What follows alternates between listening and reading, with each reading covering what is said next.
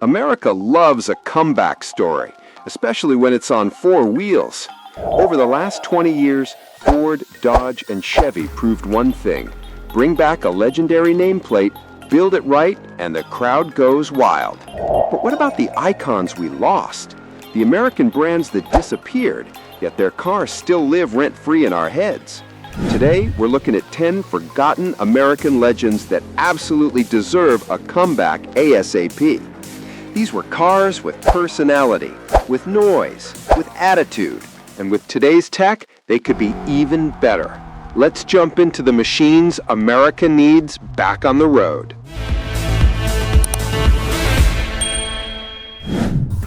AMC AMX.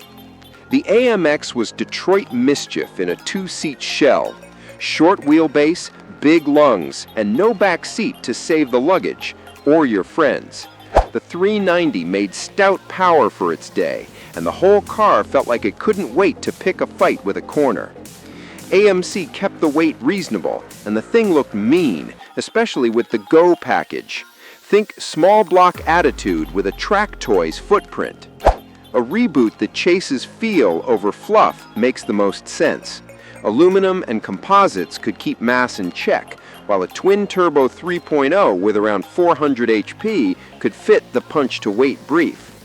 With a proper limited slip, quick steering, and alignment ranges that allow serious negative camber, the chassis turns adjustable and honest. Big brakes with real ducting, small screens, clear gauges, and perfect pedals round it out. Narrow scope, sharp edges. That's AMX energy without shouting. Studebaker Avanti. The Avanti was a design thesis that actually went fast. Fiberglass body, clean nose, early front discs, and an optional Paxton Huffed V8 that punched above its weight. The shape still looks fresh because it wasn't trying to copy anything. No grille, long hood, glassy greenhouse, elegant and a little strange in the best way. We love it, honestly. As a long-legged GT, the Avanti idea still clicks. Two routes rise to the top: a dual-motor EV with roughly 500 HP on an 800-volt system for quick charging, or a slick plug-in hybrid that loafs on electrons and hammers with a turbo V6 plus e-boost. Long wheelbase, low cowl, an arrow that earns its drag number would serve either path. Inside, fewer screens and better touch points, metal toggles, tight panel gaps, and seats that reward long nights, all retaining the maximum possible amount of physical buttons. Plymouth Barracuda. The Barracuda hit first. Plymouth's fastback arrived in 1964, 2 weeks before Mustang. Most remember the 1970 to 1974 E-body Cuda, which could take a 426 Hemi with a shaker hood and deliver near supercar straight-line speed for the era. Big block and small block V8s, pistol grip shifters, and stout rear ends defined the car. It raced in Trans Am and starred in countless garages. It also had a chassis that begged for better tires and modern damping. In modern clothes, Barracuda reads as a purist's RWD coupe with options that match different tastes. A naturally aspirated V8 that spins past 7,000 would be our choice, but a twin-turbo 6 with a fat torque curve might be better for daily duty. The driver position needs to be near the rear axle, while a square tire setup for balance and a track pack with real coolers and 200 treadwear rubber would set the tone. Factory-developed Mopar parts, coilovers that work, arrow that adds downforce, and a precise short throw would be a cool addition. Packard Caribbean. The Packard Caribbean was a luxury flagship with real engineering pride. Mid-1950s cars carried the big Packard V8, up to 374 cubic inches and around 310 to 340 HP, paired with the Ultramatic transmission.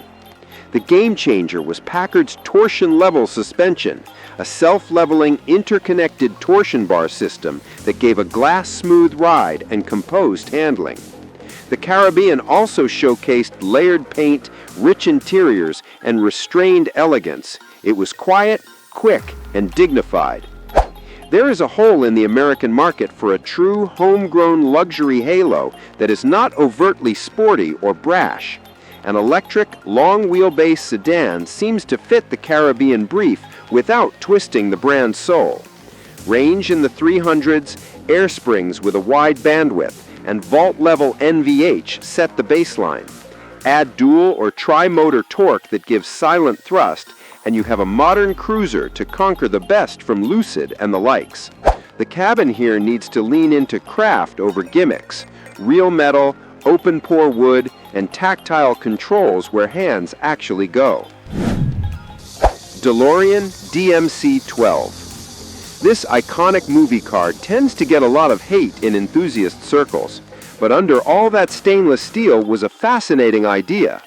The DMC-12 used a rear-mounted Renault-sourced 2.85-liter V6, around 130 to 150 HP in period, a 5-speed manual or 3-speed auto, and a Lotus-tuned backbone chassis with composite underbody.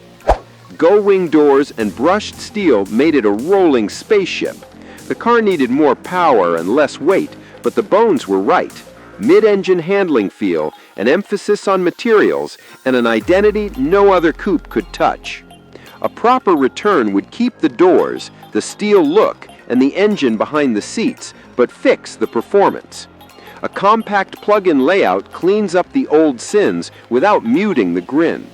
The gull-wing doors and brushed steel vibe probably need to stay, but paired with a 2-liter turbo driving the rear wheels and a strong front E-motor for instant shove. A curb weight under roughly 3,600 pounds, bonded aluminum and molded composites would keep responses crisp. Well, that might seem a bit too advanced for the DMC-12, but hey, that exterior still screams high-tech, right? Pontiac Firebird. The Camaro's lawyerly sibling? Never. Firebird was the hothead. Ram air packages, WS6 chassis bits, screaming chicken decals on hoods that actually moved air.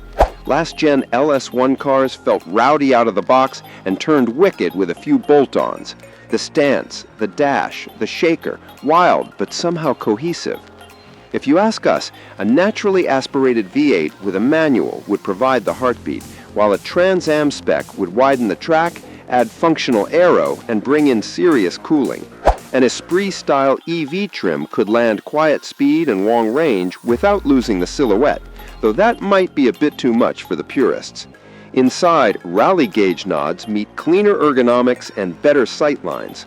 A chassis that accepts a square setup and offers real camber adjustment makes it friendly to track rats and canyon regulars alike. Mercury Marauder. Mercury's Marauder gave full-sized muscle a late-model encore in 2003-2004. It took the Panther chassis, dropped in a 4.6-liter DOHC V8, 302 horsepower, fitted 3.55 gears with a limited slip, and rolled on 18-inch wheels with performance rubber. It offered 4 doors, a huge trunk, and a straight-pipe attitude. It was a sleeper with police car toughness and real presence. Owners still mobbed them with superchargers and cams for easy, durable power. Today, the market is short on honest V8-powered rear-drive sedans. The template isn't complicated. A rear-drive V8 sedan around 450 horsepower, a 10-speed with smart mapping and police-grade cooling. A performance hybrid layer adds a rear E-axle for silent creep and brutal launches, pushing combined output north of 550 without ruining range. Yes, it kinda kills the old-school formula, but helps the sedans survive in the new era. Low stance, dark paints, and brakes sized for abuse could be in the range to keep the character intact. Saturn Sky. Saturn shocked everyone with the Sky in 2006, finally adding the fun car enthusiasts wanted to its stables. Sure, the Kappa platform roadster shared bones and engine with the Pontiac Solstice, but it wore sharper lines. The 2.0-liter turbo LNF under the hood made 260 horsepower and 260 pound-feet of torque, but its curb weight of just over 3,000 pounds combined with a short wheelbase and a standard manual made it eager and playful. The Redline models responded well to tunes and cooling upgrades, turning them into giant killers on tight tracks.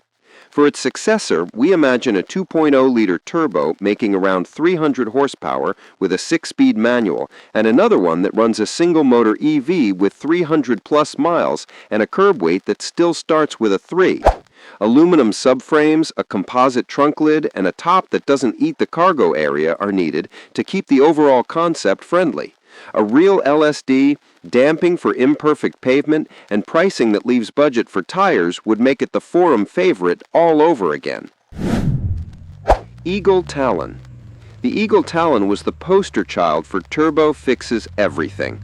Turbo G463 AWD, viscous diffs, and a chassis that took power and track days like a champ, once cooling and bushings were handled. Rain, snow, dirt, it just hooked up and went. The tooling scene never died, but the cars did. Picture a rally road coupe with modern torque tricks, a hybridized 2.0-liter turbo, integrated starter generator up front, and an E-axle in back lands 350 to 380 horsepower and a sub 4.5 second 0 to 60 miles per hour with repeatability. A base turbo FWD could keep a manual for the purists, while the hybrid could lean on a dual clutch for crisp hits for those looking for better track times. Hatchback practicality, split-fold rears, and big mouth cooling could make track nights and road trip weekends easy. Oldsmobile Toronado. In 1966, the Toronado brought American front-wheel drive to the big power party. Under that crisp body sat a 425cc V8 with around 385 horsepower and a chain-driven TH425 transaxle. The floor stayed flat, the packaging was clever, and the steering felt surprisingly precise for a big coupe. Later cars softened, but the original idea, innovative packaging and torque for days, was bold. It proved Detroit could rethink the layout and deliver something new.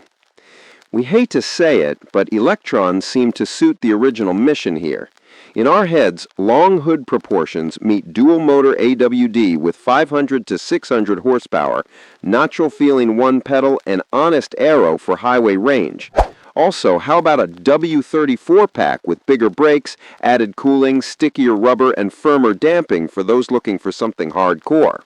The cabin, meanwhile, needs to stay calm. Crisp HUD, a few tactile knobs, great seats, and road noise dialed down to a hush. Layout pioneer then, serenity at speed now.